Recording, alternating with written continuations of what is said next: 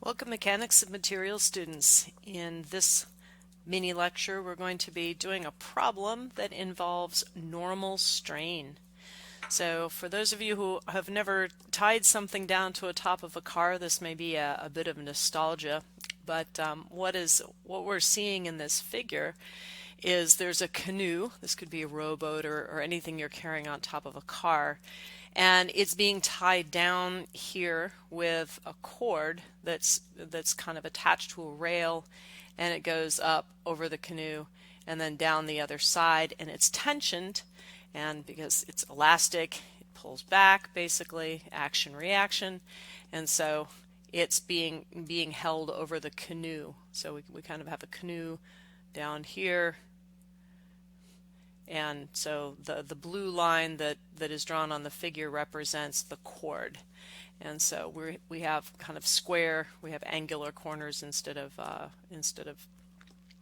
the rounded radii that we would get going over the canoe. But otherwise it's a pretty good estimate of what the cord configuration is. So in order to compress against the surface of the canoe and provide some friction, some normal force to keep the canoe from shooting out over the car, we have to stretch the cord, and as we'll find out in later sections, that will be associated with a particular stress, which we could then turn into a force, and then find its resolve force pressing to the side on the canoe. But for now, we need to figure out what the normal or axial strain is in that cord.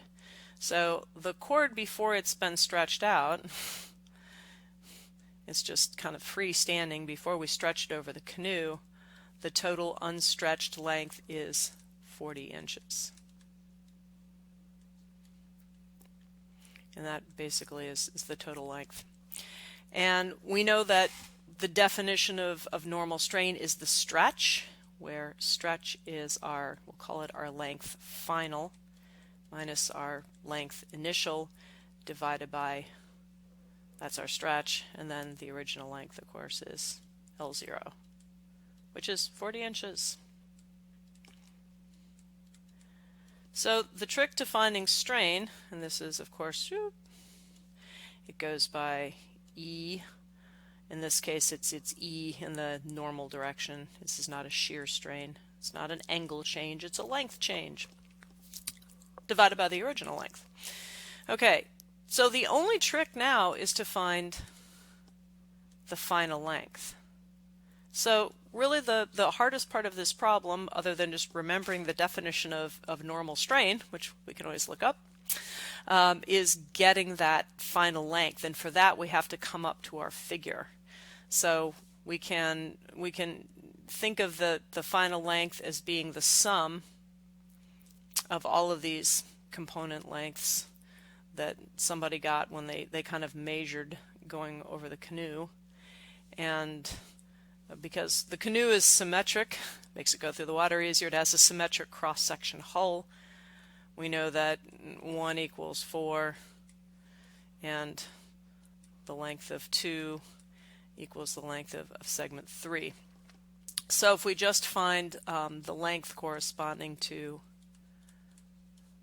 1 plus 2, and then we multiply that by 2, we'll get length final. Okay, so let's take a look at what that would be. Keep changing colors here for keep our interest up. So our length from A to B is going to be equal to square root of 6 inches squared plus 12 inches squared. And get my calculator out, calculate that.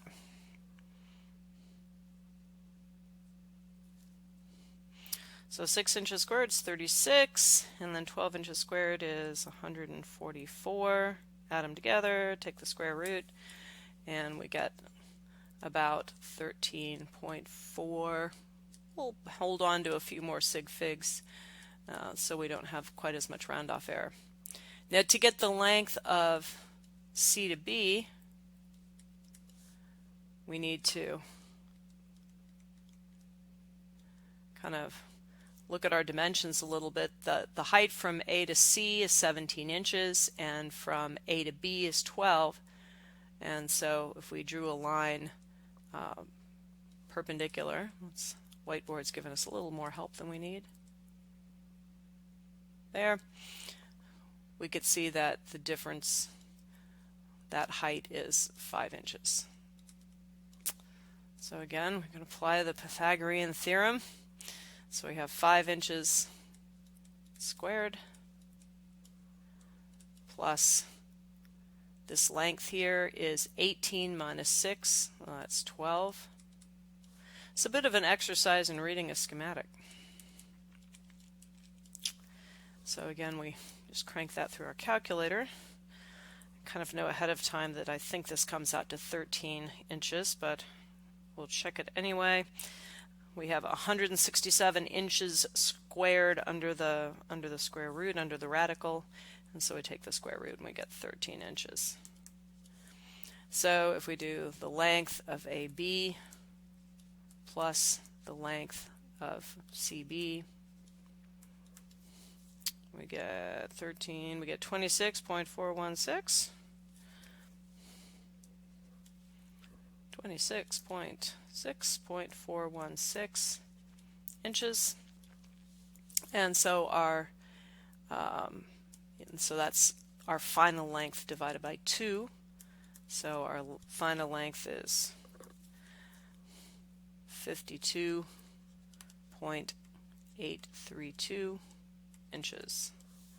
So we're going to go back and we're going to apply our normal strain relationship between final length and original length. So we'll define stretch, or delta L, is going to be our 52.83 minus the original length, so 40 minus. So our stretch is almost 13 inches. So let's think about that and the kind of material this is. Notice this didn't break. And we're still in the elastic regime. It didn't yield. So when we take that off, it's going to spring right back to 40 inches.